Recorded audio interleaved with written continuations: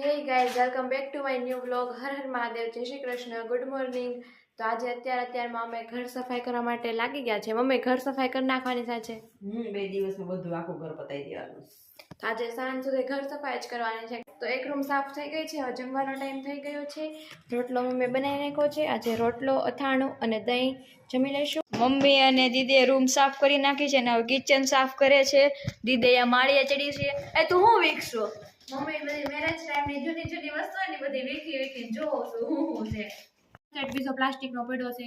એ બાર અહીંયા શું કરો પ્લાસ્ટિકના ડિનર સેટ?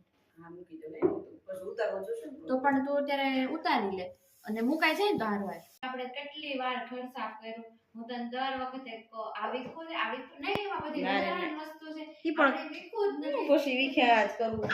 પણ આજે વીખું તો કામની કેટલી વસ્તુ નીકળી. ઈ તો નીકળે, ક્યાં હાચવા કરવું એટલું બધું એમ થાય. બધું વચવાય જ જાય. અત્યારે અમે ભેળ બનાવવા માટે ટમેટા કાપી લીધા છે. દીદી તું શું કહેશો? ગાઈઝ, તો અમે જમવા માટે બેસી ગયા છીએ. આજે જમવામાં છે કાચી સેન્ડવિચ, ફ્રેન્કી છે અને ગ્રીલ સેન્ડવિચ છે. આજે અમે આખું ઘર સાફ કર્યું એટલે થાકી ગયા હતા હે ને મમ્મી, અને હજી પૈતું જ છે.